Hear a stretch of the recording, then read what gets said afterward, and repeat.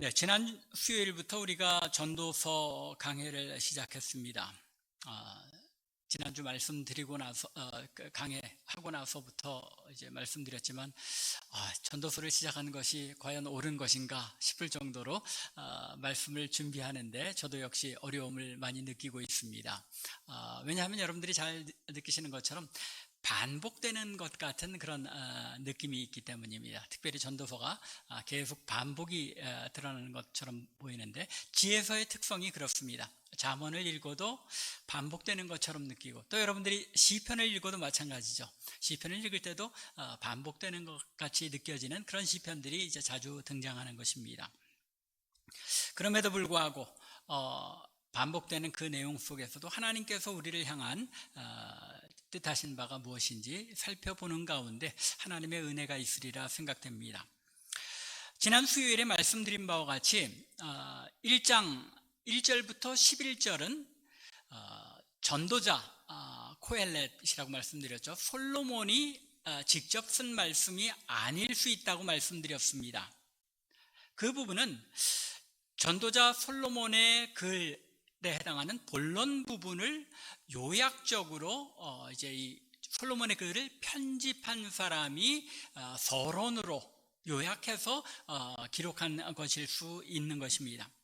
그리고 이제 오늘 본문부터 12절부터 시작해서 1장 12절부터 12장 8절까지가 이제 본론에 해당하는데 전도자 코엘렛이 직접 쓴 이야기입니다. 그리고 12장 9절부터 14절까지가 또 이제 마지막 결론으로서 이 솔로몬의 글들을 다 모아서 이 성경에 편집한 편집자가 결론적으로 정리해서 남겨준 글입니다. 그래서 여러분들이 이 글을 잘 읽어보면은 어떤 차이가 있냐면 1장 1절부터 11절은 이 전도자를 3인칭으로 표현합니다. 전도자 누구, 전도자가 이르되, 이런 식으로 3인칭으로 표현하는데 오늘 본문부터는 12절에서 여러분들이 보시는 것처럼 나 전도자는 1인칭이죠. 직접 전도자 자신이 쓰고 있는 것을 분명히 여러분들이 느끼실 수 있습니다. 그리고 다시 이제 12장 9절부터는 또 3인칭으로 바뀝니다. 그걸 보면 이 전도자 솔로몬이 쓴 글을 제3자가 정리해서 서론과 결론을 덧붙여서 이 성경에 기록한 것으로 우리가 알 수 있는 겁니다. 이제 오늘 우리가 살펴볼 이제 12절부터 18절까지 이 내용은 전도자 자신이 쓴 서론에 해당합니다. 1절부터 12절은 전체의 서론이지만 오늘 본문인 12절부터 18절 말씀은 전도자 솔로몬 자신이 앞으로 내가 쓴 이 본론에 해당하는 이 내용이 어떤 내용이 될 것이다 하고 요약적으로 설명한 부분이 바로 오늘 우리가 읽은 본문인 것입니다. 먼저 이 12절을 보면 고대 문학에서 자서전을 기록할 때 사용하는 전형적인 표현입니다. 메소포타미아 그리고 이집트 그 근동 지역이죠.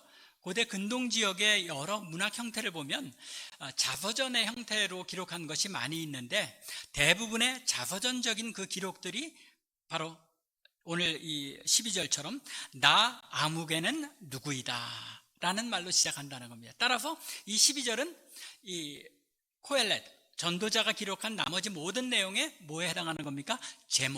제목에 해당하는 겁니다. 타이틀에 해당하는 겁니다. 지난주에 이 전도자가 코엘렛이라는 이름으로 불렸다는 것을 자세히 설명드렸습니다. 이제 모으는 사람, 모아서 지혜를 가르치든지 무엇을 가르치든지 사람들을 불러 모아서 가르치는 선생, 스승, 그런 역할을 하는 사람을 코엘렛이라고 불렀는데 우리 한글 성경에서는 전도자라고 번역하고 또 영어 성경에서도 preacher라고 번역을 하는 부분도 있습니다만 그렇게 번역함으로써 이 전도자가 가지고 있는 코엘렛이 가지고 있는 그 폭넓은 성격을 조금 제한하는 경향이 있기 때문에 되도록이면 저도 이 코엘렛이라는 단어를 그대로 사용하고자 합니다. 그래서 여러분들이 제가 코엘렛 하면은 우리 한글 성경에 전도자구나 하고 그렇게 이해를 하시면 좋겠습니다. 이 코엘렛은 자신이 예루살렘에서 이스라엘의 왕이 되었다고 스스로 밝히고 있을 뿐만 아니라 16절에서 자신이 크게 되고 지혜를 더 많이 얻었으며 자신보다 먼저 예루살렘에 있던 모든 사람들보다 지혜에 있어서 더 낫다고 스스로 이야기합니다. 자기 자신이 누구인지를 암시적으로 나타내고 있는 것이죠. 비록 이 코엘렛의 글들을 마지막으로 편집한 사람이 1장 1절에서 다윗의 아들 예루살렘 왕 전도자라고 이제 언급함으로써 이 코엘렛이 바로 솔로몬이다라는 사실을 조금 더 명백히 알려주고 있지만, 사실 이 12절에 코엘렛 자신의 이 언급으로도 이 코엘렛 자신이 솔로몬이라는 것을 분명하게 암시하고 있습니다. 왜냐하면 여러분들 잘 한번 생각해 보세요. 예루살렘에서 왕이 되어 이스라엘 전체를 다스린 왕은 누구입니까? 누가 예루살렘에서 다스린 왕들입니까? 예루살렘에서 다스린 왕이 사실은 2명밖에 없습니다. 왜냐하면 예루살렘을 온 이스라엘의 왕국의 수도로 삼은 사람이 누굽니까? 다윗이죠. 그렇기 때문에 사울은 예루살렘에서 통치하지 않았습니다. 기브아에서 왕이 되었죠. 그래서 통치합니다. 따라서 이 솔로몬 이전에 예루살렘에서 다스린 왕은 다윗 한 사람밖에 없습니다. 그런데 솔로몬 이후에는 또 어떻게 됩니까? 그의 아들 르호보암 시대에 왕국이 둘로 분열이 되죠. 그래서 온 이스라엘을 다스린 왕이 아닙니다. 비록 르호보암은 예루살렘에서 다스리긴 했을지언정 온 이스라엘을 다스린 왕이 아니기 때문에 예루살렘에서 이스라엘의 왕이었다라고 할 때는 누구와 누굽니까? 솔로몬하고 다윗 두 사람밖에 없는 겁니다. 따라서 이 12절에 소위 자서전적인 제목만으로도 이 코엘렛은 바로 솔로몬이다라고 우리가 분명히 알 수 있는 것입니다. 이어지는 이제 12절부터 18절의 내용, 이 서론적인 내용을 보면 이 구조를 코엘렛은 이중의 구조로 이제 이 서론을 기록하고 있습니다. 13절부터 15절과 16절부터 18절까지 이 두 부분으로 나누게 되는데, 재미있는 것은 이 두 구조가 동일하게, 이 두 부분이 동일한 구조를 가지고 반복되고 있다는 점입니다. 13절과 14절에서 지혜를 써서 해 아래 모든 일을 연구하며 살펴보았지만 그 모든 일이 바람 잡으려는 것처럼 헛되다라고 선포합니다. 그리고 나서 15절에 어떤 말을 기록합니까? 구부러진 것도 곧게 할 수 없고 모자란 것도 셀 수 없도다. 이건 전도자 자신의 말이 아니라 속담이죠. 이스라엘에서 계속 내려오는 속담으로 이 첫 번째 문단을 마무리합니다. 그리고 두 번째인 16절부터 18절에서도 보면 16절과 17절에서는 지혜를 알고자 하여 미친 것들과 미련한 것들을 마음을 쏟아서 살펴보았지만 그것도 바람 잡으려는 것처럼 헛된 것이었다라고 선포합니다. 그리고 나서 18절에서 다시 지혜가 많으면 번뇌도 많으니 지식을 더하는 자는 근심을 더하느니라. 솔로몬 자신이 한 말이라기보다는 이것도 역시 속담이죠. 속담으로 마무리를 하고 있는 겁니다. 그리고 또 동일하게 앞서 14절에서도 보라 모두 다 헛되어 바람을 잡으려는 것이다 라고 말해놓고 또다시 17절에서도 역시 이것도 바람을 잡으려는 것인 줄을 깨달았도다. 똑같은 문구가 다시 반복되죠. 그러니까 이처럼 문단을 첫 번째 문단과 두 번째 문단으로 나누어서 동일한 구조로 반복함으로써 어떤 효과를 가지는 겁니까? 시적으로 표현하는 동시에 자신이 말하고자 하는 것을 강조하고 있는 것입니다. 반복의 효과를 좀 더 문학적으로 표현한 것이죠. 그러면 코엘렛이 이 두 문단을 통해서 말하고자 한 내용은 무엇입니까? 물론 앞서 편집자가 1장 1절부터 11절에서 요약하여 언급한 바와 같이 모든 것이 다 헛되더라. 이게 전도서 전체의 주제이고 계속 반복해서 나타나는 문구입니다. 만일 여러분이 코엘렛이 세부적으로 2장부터 말하고자 한 그 내용들이 결국은 헛되다라는 것이니까 굳이 그 자세한 내용은 살펴볼 것조차도 없다고 생각하실지도 모르겠습니다. 반복이니까 결국은 다 헛되다는 이야기인데 구체적으로 전도자가 2장부터 자세하게 얘기하는 것 굳이 살펴볼 것이 있겠나, 그렇게 생각될 수도 있다는 겁니다. 그러나 만일 그렇게 생각하고 계시다면 여러분은 성경 자체도 굳이 읽을 필요가 없다고 생각하는 것이나 마찬가지입니다. 왜냐하면 성경 자체가 결국 무슨 이야기입니까? 죄로 말미암아 죽을 수밖에 없는 인간을 하나님께서 예수 그리스도를 이 땅에 보내어 구원하신 이야기, 이게 성경 전체의 주제 아닙니까? 계속 이 이야기가 좀 더 디테일하게 반복되면서 또 역사 속에서 어떻게 실현됐는지를 이야기하고 있는 것이 성경이지 않습니까? 여러분들이 이미 주제를 다 알고 있는데, 굵은 주제를 다 알고 있는데 굳이 성경을 읽을 필요가 있겠습니까? 이렇게 생각한다면 어떤 오류를 범하게 되는 겁니까? 하나님께서 우리로 하여금 알기를 원하신 그 깊은 내용들을 다 무시하는 것이 되어버리고 만다는 것이죠. 하나님께서 조금 더 자세하고 깊이 있고 어려운 부분들을 주신 것은 그것을 통하여 하나님께서 우리를 위하여 행하신 일들을 더 깊이 깨달아 알게 하기 위해서 주신 것인데, 그것을 이건 어려우니까 넘어가고, 그런 식으로 우리가 성경을 읽어나간다면 우리는 깊은 하나님의 계시와 하나님의 뜻을 깨달아갈 수 없게 되는 것입니다. 전도서도 마찬가지일 듯합니다. 전도자가 코엘렛이 심도 있게 자신이 연구했던, 그리고 관심을 가지고 살펴보았던 그 모든 것에 대하여 자세히 언급하며 이런 이유 때문에 헛된 것이다, 이렇게 살펴보았는데 역시 헛되더라라고 이야기하고 있는 것들을 잘 살펴보고, 우리도 역시 우리의 삶 가운데 그러한 주제들을 가지고 하나님의 백성답지 못하게 고민하고 있지는 않은가, 자신을 돌아볼 수 있는 그런 과정이 이 전도서를 읽어나가는 가운데 필요하다는 것입니다.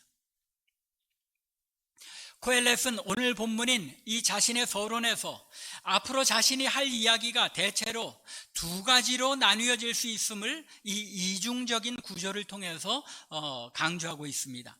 그 하나는 경험적으로 연구하여 살핀 지식의 부분인데, 이것을 13절부터 15절에서 언급하고 있고, 또 다른 하나는 지혜에 해당하는 것인데, 혹은 조금 더 영적인 부분이라고도 할 수 있겠습니다.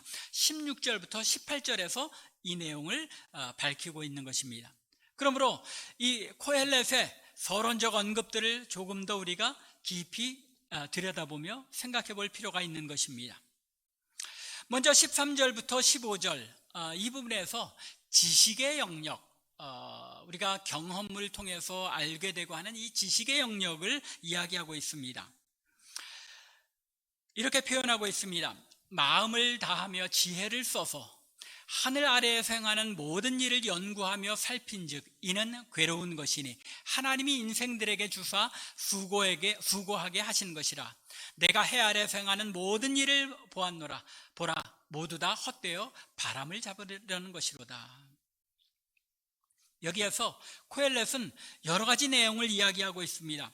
마음을 다하며 지혜를 써서라는 표현은 자신이 모든 것들을 대하고 연구하고 관심을 가지고 살펴볼 때 어떤 방식으로 살펴보았는지를 말하고 있습니다. 이 연구 대상들을 알기 위해서 어떻게 했다고요? 마음을 다하며 온 마음을 쏟아서 탐구했다는 것입니다. 대충 그렇겠구나 하고 한 것이 아니라 어떤 것을 보든지 온 마음을 다하여 그것에 대해서 깊이 생각하고 연구했다는 것입니다. 그리고 또 지혜를 써서, 지혜를 사용해서 다방면으로, 다각도로 이 내용들을 깊이 있게 생각해보고 살펴보았다는 것입니다. 코엘렛 자신이 이 연구를 위해서 얼마나 전심을 쏟았는지를 강조하고 있는 것입니다. 그 연구의 대상과 범위가 어떠했습니까? 뭐라고 이야기하고 있습니까? 14절이죠. 내가 해 아래에서 행하는 모든 일을 보았노라. 해 아래에서 행하는 모든 일. 또 13절의 중반부에는 하늘 아래에서 행하는 모든 일을 연구하며 살폈다고 말하고 있습니다. 여기에 13절에 하늘 아래에서와 14절에 해 아래에서 동일한 표현이죠. 하늘 아래에서 이루어지는 모든 일, 결국 해 아래에서 이루어지는 모든 일을 살펴보았다는 것입니다. 그렇다면 그 의미는 지난 수요일에 이미 1절부터 11절을 살펴보면서 언급했던 것처럼 해 아래에서 이루어지는 일들, 무엇이라고 말씀드렸습니까? 하나님 없이 행하여지는 이 세상의 모든 일들, 그 모든 일들을 관심 있게 온 마음을 쏟아서 깊이 있게 살펴보았다는 것입니다.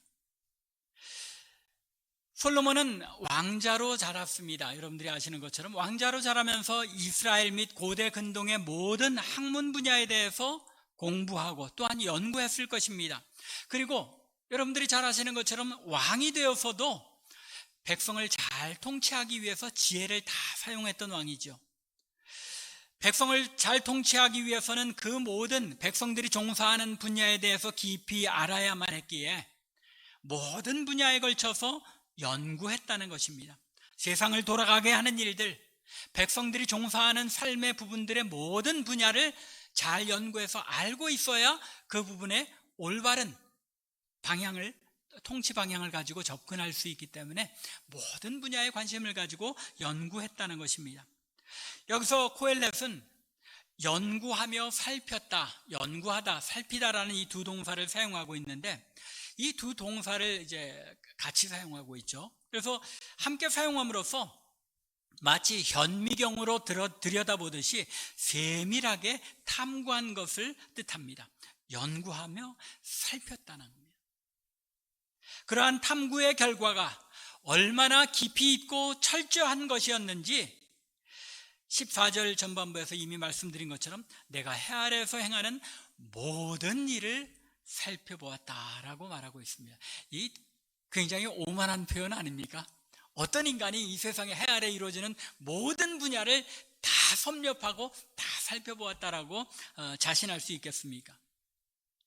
그런데 이 코엘렛은 내가 해 아래에서 행해지는 모든 일들을 다 살펴보았다고 선언할 정도로 인간이 이 세상에서 살아가며 행하는 그 모든 분야에 대하여 깊이 연구하고 살폈다는 것입니다. 그걸 자신할 만큼 모든 분야에 대해서 자신의 온 마음을 쏟아서 관찰하고 연구했다는 것이죠. 그 결과가 열왕기상 10장에 보면은 스바의 여왕이 솔로몬을 찾아와서 그 지혜를 이제 시험하죠. 시험하며 이런저런 질문들로 솔로몬에게 질문했지만 그 모든 질문에 대한 솔로몬의 답변을 듣고 6절과 7절에서 이렇게 이야기합니다. 내가 내 나라에서 당신의 행위와 당신의 지혜에 대하여 들은 소문이 사실이로다. 내가 소문을 들었는데 그게 참 사실이라는 것을 확인했다는 겁니다. 그리고 더 나아가서 내가 그 말들을 세상에 어떤 인간이 그렇게 지혜롭고 모든 것을 다 알 수 있겠느냐 하고 속으로 믿지 아니하였더니 이제 와서 친히 본즉 내가 들은 것, 내게 말한 것은 당신이 알고 있는 지식의 절반도 되지 않는 것을 내가 깨달았다는 거죠. 당신의 지혜와 복이 내가 들은 소문보다 더하도다. 이거 뭐 굉장한 극찬이죠. 한 나라의 통치자로서 솔로몬이 얼마나 박식하게 모든 분야를 꿰뚫어 알고 있었는지 스바의 여왕이 와서 시험을 해보고는 뭐 소위 놀라 기절에 자빠진 겁니다. 그 정도로 솔로몬이 모든 분야에 대한 지식을 탐구해서 잘 알고 있었다는 것입니다. 이처럼 깊이 있게 인간이 세상에서 살아가며 종사할 수 있는 그리고 행할 수 있는 모든 분야에 대하여 연구한 결과 코엘렛이 내린 결론이 무엇입니까? 14절 마지막 부분이죠. 14절 마지막 부분에 보면 보라 모두 다 헛되어 바람을 잡으려는 것이로다. 이것이 결론이었다는 겁니다. 코엘렛이 이렇게 결론을 내린 이유가 무엇입니까? 코엘렛이 왜 이런 결론을 내린 것입니까? 그 이유는 13절 하반절 내용에 언급되어 있습니다. 하늘 아래에서 행하는 모든 일을 연구하여 살핀 결과 이는 괴로운 것이니 하나님이 인생들에게 주사 수고하게 하신 것이다. 다 살펴보았더니 그 모든 것이 다 괴로울 뿐인데, 왜냐하면 하나님께서 인생들에게 부여해 주셔서 수고하게 하신 일들이기 때문에 그렇다는 겁니다. 그 모든 일들이 괴로운 뿐이더라는 겁니다. 인간이 그 모든 다양한 분야에 종사하며 수고하는 것이 하나님께서 그들에게 수고하며 일하게 하신 결과라는 것입니다. 여기까지는 좋습니다. 그런데 그것이 어떻다고 주장합니까? 그것이 괴로운 것이더라. 어떤 학자들은 여기에 사용된 히브리어 자체를 가지고 evil이라고 악한 일이더라라고까지 번역을 합니다. 이 하나님께서 부여하신 그 일들이 아무리 행하여봐야 결국은 무엇이다라는 겁니까? 악한 일들일 뿐이더라. 그렇게 해석을 하고도 있습니다. 하나님께서 인생으로 하여금 수고하게 그리고 일하게 주신 것들인데 그것이 괴로운 것들, 심지어는 악한 것들이었다는 말입니다. 바로 이것이 코엘렛이 해 아래에서 행하는 모든 일들이 헛되다고 말한 이유입니다. 코엘렛이 깨달은 것이 무엇입니까? 왜 해 아래에서 수고하고 수고롭게 행하는 그 모든 것이 괴로운 것이라고 말하고 있는 것입니까? 인간이 행하는 그 모든 일들을 깊이 연구해 보니 그 모든 일들이 하나님께서 인간으로 하여금 괴롭게 하기 위하여 주신 일들이더라라는 것입니다. 무슨 말입니까? 창세기 3장으로 돌아가서 여러분들이 기억을 되살려 보시기 바랍니다. 아담과 하와가 죄를 범하고 나서 하나님께서 그들에게 어떤 저주를 내리십니까? 여자의 후손과 뱀의 후손이 원수가 되게 하신다는 선언을 하시고 하와에게는 임신하는 고통을 주시고 남편의 다스림 아래 살아가게 될 것을 선언하십니다. 그리고 나서 17절 이하에서 아담에게 이렇게 말씀하십니다. 내가 네 아내의 말을 듣고 내가 내게 먹지 말라 한 나무의 열매를 먹었은즉 땅은 너로 말미암아 저주를 받고 너는 평생에 수고하여야 그 소산을 먹으리라. 땅이 내게 가시덤불과 엉겅퀴를 낼 것이라. 내가 먹을 것은 밭의 채소인즉 내가 흙으로 돌아갈 때까지 얼굴에 땀을 흘려야 먹을 것을 먹으리니. 무엇이라는 겁니까? 이 땅이 더 이상 하나님의 백성으로서 축복을 누리기에 충분할 정도로 모든 것을 다 제공하는 그런 세상이 아니라는 겁니다. 무엇 때문에? 죄악 때문에. 온 세상이 비정상적이 되었다는 겁니다. 하나님께서 창조하셨을 때의 그 아름답고 완전한 그 피조물들이 죄의 결과 완전히 다 어그러지고 다 타락해서 더 이상 인간에게 좋은 것을 제공해 주지 못하는 세상이 되었다는 것입니다.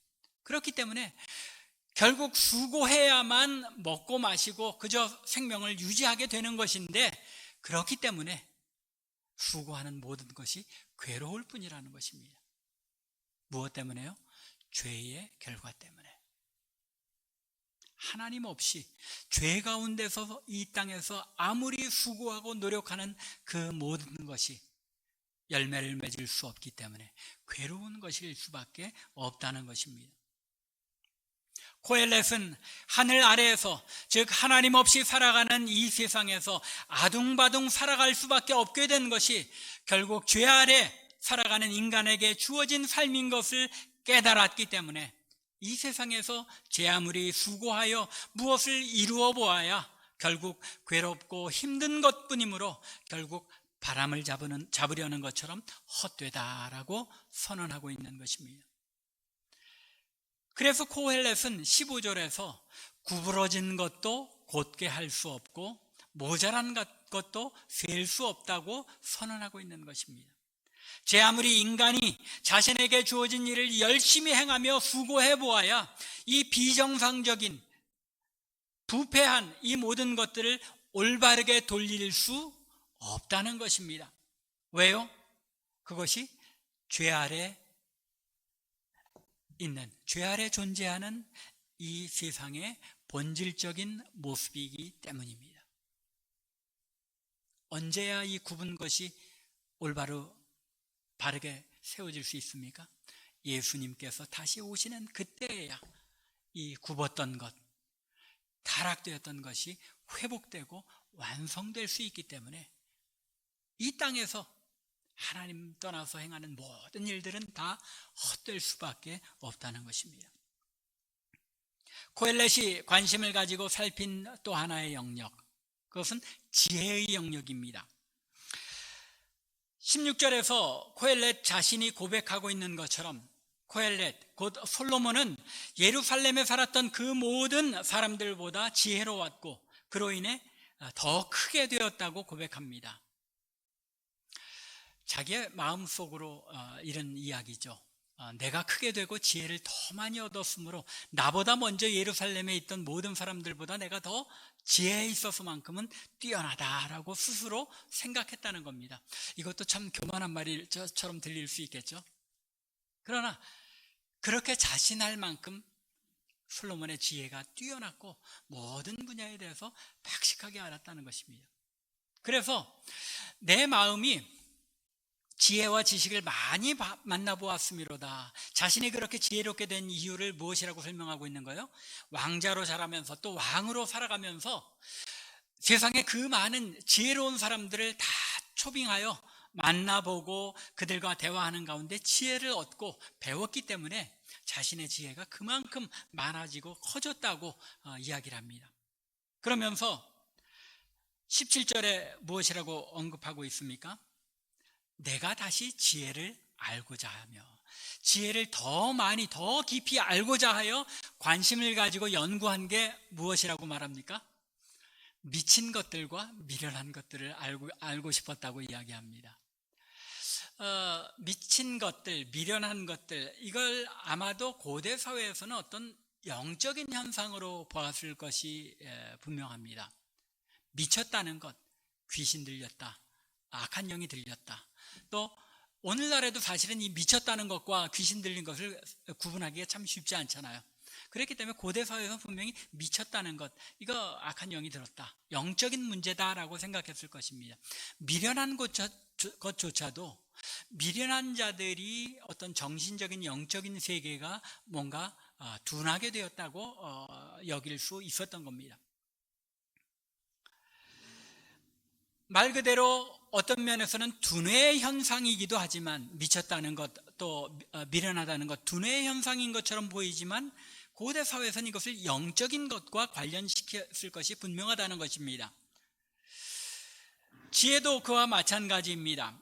지식은 이 땅의 것들을 알아가는 것이지만 지혜는 위로부터 주어지는 영적인 것이라고 생각하는 경향이 있었습니다. 그것을 여러분들이 구약 성경을 읽어보면서도 잘 보면 눈치채실 수 있을 거예요. 요셉도 그랬고 다니엘도 그랬고 지혜자였죠.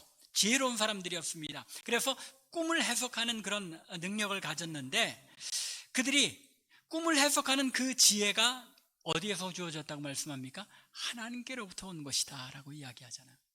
지혜는 하나님께로부터 온 것입니다. 또 잠언에서도 얘기하고 있는 것처럼 여호와를 경외함으로써 얻을 수 있는 것이 지혜이잖아요. 영적인 영역에 해당되는 것, 영적인 영역과 깊은 관계가 있다는 것입니다. 이 지혜라는 것이. 그런데 물론 이제 조금 이따 또 말씀드리겠지만 야고보가 이야기하는 것처럼 지혜는 위로부터 온 지혜와 또 세상적, 마귀적 지혜가 있죠. 그래서 이 지혜가 둘 다 이제 눈치 있게 제 집사람이 올렸네요. 네, 위로부터 내려온 것과 귀신의 것, 이 두 종류의 지혜가 분명히 있다고 야고보가 이야기하고 있는 것입니다. 그것처럼 지혜라는 것은 영적인 것과 관련되어 있다고 볼 수 있는 것입니다. 더욱이 이 미친 것과 미련한 것, 악한 영과 관련이 있다고 이제 말씀을 드렸죠. 그렇기에 이 표현은 우상 숭배와 깊이 관련된 것임을 알 수 있습니다. 로마서 1장 18절을 보면 이러한 사고가 분명히 나타나는 것을 볼 수 있습니다. 로마서에서 이 사도 바울은 인간이 우상 숭배에 빠지게 된 것을, 하나님을 알만한 것을 하나님께서 그들에게 나타내셨으나 그들의 생각이 허망하여지고 미련한 마음이 어두워져서 결국 우상을 만들어 섬기게 되었다고 말하고 있습니다. 21절부터 23절을 한번 잘 보십시오. 하나님을 알되 하나님을 영화롭게도 아니하며 감사하지도 아니하고 오히려 그 생각이 허망하여지며, 이게 헛되다라는 단어의 그 근원이죠. 미련한 마음이 어두워졌다. 미련함이 드러나게 되었다는 거죠. 그래서 스스로 지혜 있다 하나 어리석게 되어 미련하게 되어서 결국은 하나님의 영광을 우상으로 바꾸게 되었다는 겁니다. 우상으로 바꾸게 되는 것이 무엇과 관련이 있다는 겁니까? 미련함, 악한 영적인 현상과 깊이 관련되어 있음을 성경이 언급하고 있는 것입니다. 우상 숭배와 영적인 일들에 대하여 코엘렛이 탐구했다는 이야기입니다. 실제로 그랬죠. 솔로몬이 얼마나 많은 우상을 첩들을 통해서 드려왔습니까? 고대 근동의 각종 우상 숭배가 다 이 솔로몬의 왕비들 첩들을 통하여 예루살렘에 다 들어왔던 것입니다. 그 모든 것들 다 접해보면서 연구해 보았다는 것이죠. 그래서 이 미련한 것과 미친 것들에 대하여 더 깊이 알고자 하여 마음을 쏟았더라라고 17절에, 오늘 보면 17절에서 언급하고 있는 것입니다. 결국 그것도 역시 무엇이라고 결론을 내립니까? 그것 역시 바람을 잡으려는 것이었다라고 고백합니다. 그 결과 마지막 18절에서 지혜가 많으면 번뇌도 많고 지식을 더하는 자는 근심을 더하게 된다라고 고백하게 된 것입니다. 실제로 여러분들이 생각하시기에, 아시기에도 그렇죠. 아는 것이 많아지고 지혜로워질수록 더 많은 것들을 생각하고 고민하고 염려하게 되는 것이 사실입니다. 여러분들 하나님의 백성으로 사는 것이 어떤 것인지 아예 몰랐을 때는 어떻습니까? 죄라는 것을 모르고 행합니다. 제가 예전에 한번 말씀드렸는지 모르겠지만, 제가 어려서 이제 교회에서 자랄 때만 해도 그런 말씀들을 권사님, 집사님들이 이야기하는 걸 종종 들었습니다. 그 집사 애 지웠대. 낙태한 것을 이제 얘기하는데, 그만큼 한국교회에서 70년대, 80년대에 낙태라는 것이 죄라는 것을 성도들조차도 모르고 있었던 겁니다. 그러나 이 낙태 문제가 미국에서 공공연하게 신앙적인 문제로 선포가 되고 논쟁이 일어나고 하면서 오늘날에는 이 낙태가 생명을 죽이는 일이라는 것 널리 알려져 있죠. 몰랐을 때는 모르고 그냥 행합니다. 근데 알면은 어떻게 됩니까? 고민하게 되죠. 고민하게 되는 겁니다. 우리가 신앙적으로 다른 문제들도 말씀에 대해서 더 깊이 알아가면 알아갈수록 내가 이 일을 행하는 것이 하나님 앞에 옳은 것인가 아닌 것인가 고민하고 염려하게 되잖아요. 몰랐을 때는 그냥 모르고 그냥 행하는데, 더 알아갈수록 더 깊이 고민하고 근심하게 됩니다. 의학도 마찬가지죠. 옛날에는 알지도 못하는 그런 병명들이 얼마나 많이 드러났습니까? 그러다 보니까 전문 의료인이 아님에도 불구하고 병에 대해서 알고 인터넷에서 살펴보고 이렇게 고쳐나가야 되는 거구나 하고 애쓰고 노력하는 그런 일들이 다 보면 결국 근심이잖아요. 근심하고 몰랐을 때는 그냥 조금 아프다가 그냥 죽나 보다, 그렇게들 생각했던 것들이 요새는 너무 자세하게 알게 됨으로써 더 많이 근심하고 또 염려하게 되는 것입니다. 모든 일들을 다 살펴보았는데 결국은 지혜가 많으면 번뇌도 많고 지식을 더하는 것이 결국은 인간에게 근심을 더하더라. 그렇기 때문에 다 헛되더라라고 고백하고 있는 것입니다. 모두 마치 바람을 손으로 잡으려는 것처럼 헛된 일이라고 선언하고 있는 것입니다. 하늘 아래, 해 아래에서 하나님 없이 행하는 모든 일들에는 참된 의미를 찾을 수 없더라는 것입니다. 오직 여호와를 경외하는 가운데, 이 땅에서 하나님께서 인생에게 수고하게 하신 일들 가운데 수고할 때, 여호와를 경외하며 그 모든 일들을 행하며 수고할 때에 거기에 괴로움이 아니라 참된 기쁨과 행복, 그리고 참된 평안을 누릴 수 있는 것이며 그 모든 일들의 참된 의미를 찾을 수 있다는 것입니다. 심지어 미친 것들과 미련한 것들, 곧 우상 숭배와 잘못된 영적 지혜가 아니라 신령한 지혜를 우리의 삶 가운데 여호와를 경외함으로써 얻게 될 때에 하나님께서 기뻐하시는 참된 지혜로 이 세상을 이롭게 할 수 있다는 것입니다. 예전에 조금 목회자들 자신들도 그 부분을 구분하지 못하고 얘기했던 것들이 있는데, 뭐 그렇게 머리로 따지면서 예수를 믿냐, 그냥 무조건 믿으면 되지. 70년대 80년대 제가 배울 때 목사님들도 그러셨습니다. 그런데 그 당시에 뭐를 구분을 못하신 거냐면, 인간의 이성이 하나님께서 주신 축복이요 도구인데, 이것이 거듭나지 못했을 때는 이 이성이 무엇을 위해 사용됩니까? 하나님을 거역하는 데 사용하는 이성입니다. 그러나 예수 믿고 거듭난 사람의 이성은 깊이 생각하고 논리적으로 추구해가면서 무엇을 깨닫게 되는 겁니까? 하나님의 그 기묘한 섭리를 깨달아가고 말씀을 깨달아가고 하는데 우리의 이성을 사용할 수 있게 되는 겁니다. 무식하게 그냥 믿으면 되는 것이다가 아니라는 겁니다.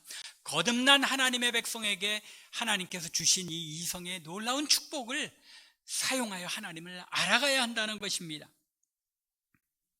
그래서 야고보는 아까 말씀드린 것처럼 야고보서 3장 13절 이하에서 이 두 가지의 지혜, 곧 땅 위의 지혜, 사탄에게로부터 온 지혜와 위로부터 난 지혜를 이야기하고 있는 것입니다. 또한 잠언 15장 24절에서도 지혜로운 자는 위로 향한 생명의 길로 말미암음으로, 하나님을 아는 지혜는 어디서 오는 것이라고요? 위로 향한 생명의 길로 말미암아 주어졌다는 것입니다. 그 아래에 있는 수호를 떠나게 되는, 죽음의 영역을 벗어날 수 있게 된다는 것입니다. 그래서 코엘렛은 여호와를 떠나 이 세상에서 추구하는 모든 지식과 지혜가 헛된 것임을 고백했는데, 이제 이 코엘렛, 솔로몬 자신이 지은 잠언 1장 7절과 9절 10절에서는 뭐라고 이야기합니까? 여호와를 경외하는 것이 지식의 근본이라고 이야기합니다. 또 여호와를 경외하는 것이 지식의 근본이라고 선언하고 있는 것입니다. 모든 것이 헛되다라고 선포했던 코엘렛이 자신의 잠언에서 여호와를 경외하는 것으로부터 참된 지식이 오더라, 여호와를 경외하는 것만이 생명을 가질 수 있는 지혜의 근본이더라 라고 고백하기에 이른 것입니다. 이 코엘렛의 경고와 권면을 흘려듣지 마시기 바랍니다. 이 세상에서 인간이 하나님 없이 수고하는 그 모든 수고, 거기에는 의미가 없지만 그 모든 수고가 의미 있고 행복한 삶의 수고가 되고 참된 평강을 얻는 수고가 되기 위해서는 예수 그리스도 안에서 이루어지는 수고이어야 한다는 것입니다. 우리가 도모하는 지혜와 지식이, 또 이 땅에서의 삶의 경험과 모든 수고가 위로부터 오는 참 지혜와 지식이 되기 위해서는 여호와를 경외하는 데서부터 출발해야 한다는 것입니다. 간절히 원하기는 우리 참빛교회 성도님들은 하나님을 알고 하나님을 경외하며 섬기는 삶에 더 깊어지게 될 때에 이 땅에서 우리의 삶이 의미 있는 삶, 이 땅에서 참된 희락과 평강을 누리는 지혜로운 하나님의 백성의 삶이 될 수 있다는 사실을 깨닫고 인정하는 가운데 하나님 나라 백성의 삶을 누리는 우리 모두가 되기를 주님의 이름으로 간절히 축원합니다.